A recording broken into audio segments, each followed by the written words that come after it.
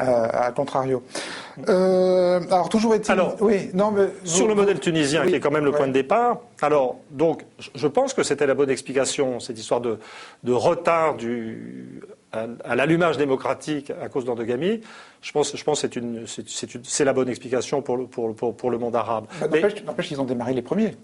Oui, mais ce qu'on n'avait pas vu, et là maintenant je vais faire une autocritique, je crois que ce qu'on n'avait pas vu dans l'analyse des données tunisiennes, c'est que si le taux global était fort, le taux par génération baissait à toute vitesse, en fait, le taux d'endogamie. Donc en fait, et c'est probablement vrai de beaucoup de sociétés arabes actuellement, et si on voulait, je veux dire, au stade actuel, les bons instruments prédictifs, c'est la fécondité, mais c'est aussi suivre les taux d'endogamie dans les divers pays arabes, ce qu'on peut faire avec les enquêtes récentes. D'accord. Il y a une logique statistique à voir que l'Égypte a été le pays qui a suivi ? Ben oui, mais alors, oui. C'est-à-dire que l'Égypte est un peu en retard sur la Tunisie pour ce qui concerne le taux d'alphabétisation, mais c'est très élevé, c'est aussi tout à fait au-delà de ce qu'étaient les taux d'alphabétisation anglais, français, russe ou iranien au moment de leur révolution.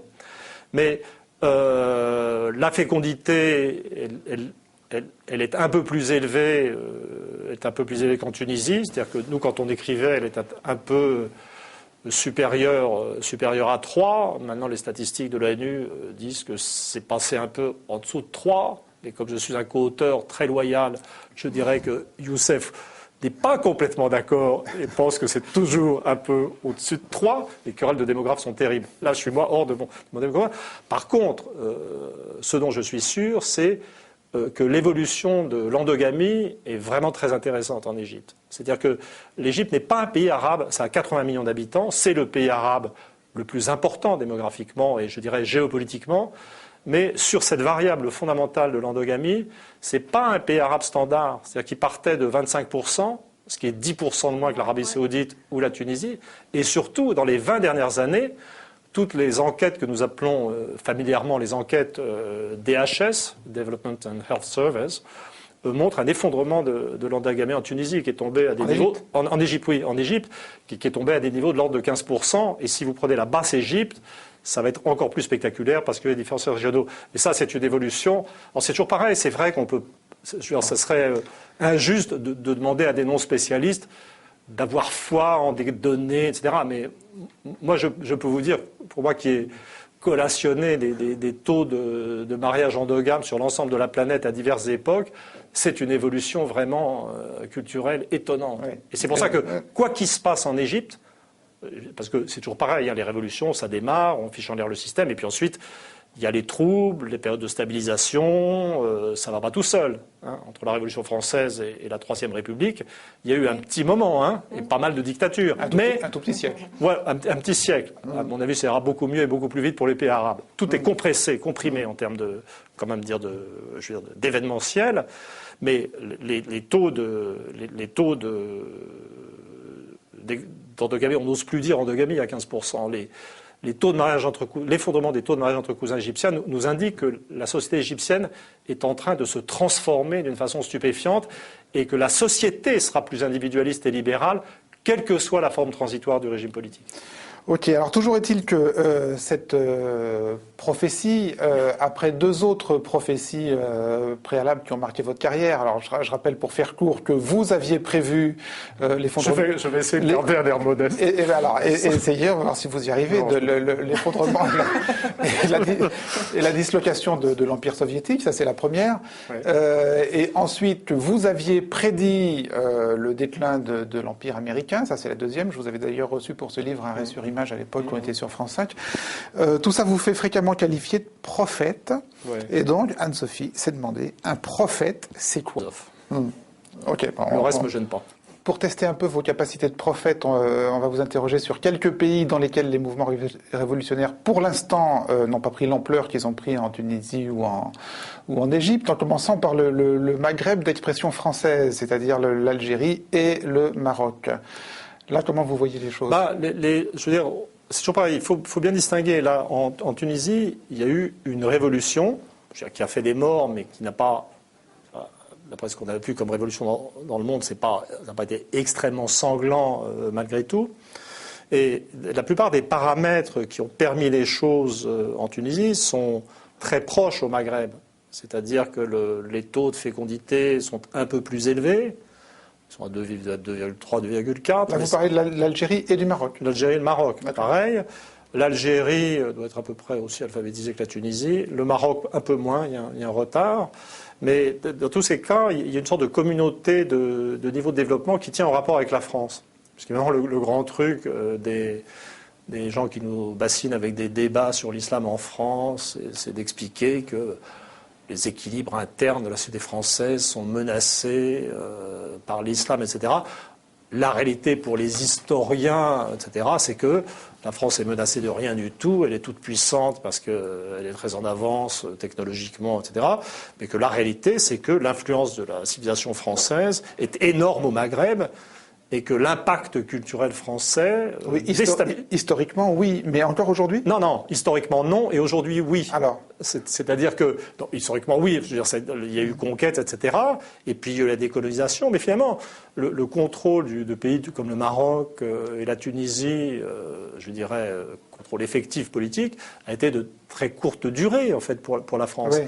Par contre, le lien, il y a une sorte de lien qui a été établi, qui a amené à l'émergence après, finalement, la décolonisation de sociétés de plus en plus bilingues, en tout cas au niveau des classes moyennes, avec des allers-retours incessants d'individus des deux côtés de la Méditerranée. En gros, l'immigration. L'immigration et le retour des immigrés dans leur pays d'origine pour les vacances. Une sorte de noria, de proximité. Ouais. La réalité, c'est que la langue française a créé une sorte de communauté culturelle, mais entre deux mondes qui sont très différents sur le plan anthropologique.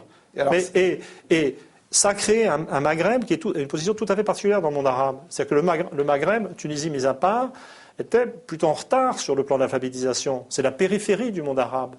Les pays les plus avancés en termes d'alphabétisation du monde arabe, c'est des pays comme la Syrie ou la Jordanie, la Palestine, avant qu'elle soit foutue en l'air par l'occupation. Mais malgré ce retard d'alphabétisation, l'impact de la France a mené à une énorme avance démographique. C'est-à-dire que les pays si on met de côté le cas du Liban qui est tout à fait spécifique, les pays arabes qui sont les premiers passés au-dessous de la barre des 3 enfants par femme, qui est un seuil critique dans une société patrilinéaire, parce que ça veut dire qu'il y a beaucoup de gens qui renoncent à avoir des garçons quand vous êtes à 2 enfants, etc. Et ça s'est passé dans la partie du monde arabe qui est en relation culturelle avec la France. À quelle époque ? Ça s'est passé dans les années récentes. Le mouvement s'est fait, à partir des années 60. 60-70. C'est-à-dire après la décolonisation. Absolument. C'est-à-dire qu'au moment où tout le monde pensait que c'était fini, ça ne faisait que commencer entre la France et le Maghreb. Et puis ça va continuer et à une échelle accélérée, puisque maintenant, je veux dire, avec les tendances... excusez-moi, ça c'est les facteurs communs entre les 3 pays du Maghreb. Et alors qu'est-ce qui peut faire que ça ait démarré en Tunisie et que ça ne démarre pas en Algérie et au Maroc ? C'est-à-dire que ça, de toute façon, l'Algérie a une histoire beaucoup plus complexe et beaucoup plus difficile. Parce que, d'abord, il y a eu l'épisode de la crise islamiste, qui avait tout à fait un rapport avec la montée des taux d'alphabétisation et une baisse brutale de la fécondité, puisque très souvent, ce qui se produit, c'est pas du tout une évolution harmonieuse, c'est un phénomène de crise. Et dans le cas de l'Algérie, la crise a été très précoce, très violente et très inutile et très mal gérée. Quel est le rapport entre la crise islamiste et la fécondité et l'alphabétisation ? Oui, non, mais parce que là, actuellement, tout le monde est là, on est dans une vision irénique de la transition. Parce que pour le moment, ça ne s'est pas passé trop mal en Tunisie et en Égypte. Ce qui se passe en Libye montre que les transitions ne sont pas toujours paisibles. Mais je parlais tout à l'heure des sociétés où les fils savent lire, pas les pères, où la sexualité est modifiée, etc. C'est des sociétés qui sont, certes, en marche vers le progrès, où l'efficacité économique va être plus grande, où tout est possible. Mais c'est des sociétés perturbées. Et très souvent, c'est des sociétés qui perdent les pédales, où il y a de la violence. Et donc, moi, j'en parle dans le bouquin de Feldman Classique, que j'appelle crise de transition. C'est très très rare qu'une société traverse cette phase de transition sans dommage. La Révolution française, maintenant, c'est merveilleux. Mais si on ajoute les massacres de Vendée et les guerres révolutionnaires, c'est 1 million de morts. Et le problème de l'Algérie, l'Algérie existe, bien sûr, c'est une nation, mais c'est une nation récente et qui, à mon avis, a été fondée par la guerre d'indépendance. Il n'y a pas grand-chose, en fait. Il y a des villes qui souvent ont été fondées par les Français. C'est une société un peu amorphe, on dirait anomique. Et donc, il y avait une sorte de fragilité intrinsèque qui explique cette espèce de violence, vraiment de dérapage. Le Maroc, donc maintenant, on peut tout à fait imaginer que l'Algérie reparte avec le bon exemple tunisien vers une démocratisation plus paisible, mais on ne sait pas. Le Maroc, c'est autre chose. Le Maroc a une vraie histoire. Il suffit de se promener au Maroc, c'est rempli de monuments historiques, de villes impériales, il y a une monarchie, et l'évolution, je dirais, qu'on peut souhaiter, alors peut-être je vais décevoir les partisans de la table rase, mais l'évolution raisonnable au Maroc, compte tenu de ce qui s'est passé en Tunisie, du caractère, je dirais, évidemment inéluctable de la démocratisation, c'est l'évolution vers une monarchie constitutionnelle. Mais je dois dire que... Non, mais attendez, moi, je ne vous demande pas ce que vous souhaitez. Je pense que ce que vous souhaitez n'a pas, si je peux me permettre, n'a pas grand intérêt. Je me demande ce que vous prédisez et ce que vous déduisez des observations que vous avez faites. Alors, quand je dis que je souhaite, c'est clair, ne vous en faites pas, je ne vis pas du tout avec le sentiment que je suis maître du monde. Ça va, mais je me permets de dire que c'est important pour moi le cas du Maroc, parce que je vais vous dire, en fait, avec Youssef Courbage, on a commencé à travailler sur le Maroc. C'est-à-dire qu'on avait fait une étude commandée par le gouvernement marocain dans lequel on avait été mis en contact avec des gens très sympas de la haute administration et dans lequel on avait fait une étude statistique. Alors là, c'était très détaillé. On était descendu au niveau provincial pour essayer d'expliquer au gouvernement marocain quelle était la signification culturelle et psychologique de la baisse de la fécondité au Maroc. C'était vraiment... On avait fait des séances de travail tout à fait intéressantes avec le ministre de l'Intérieur marocain, le vrai, le faux, enfin tout ça, quoi. Alors, si je peux me permettre, parce que j'aime bien répéter mes questions quand je n'ai pas de réponse. Pour l'instant, sur la question de savoir pourquoi l'Algérie et le Maroc n'ont pas démarré de processus révolutionnaire comparable à celui de la Tunisie, le démographe, l'historien, démographe, anthropologue, ce que vous voulez, si je comprends bien, n'a pas de réponse évidente. Pas de réponse évidente.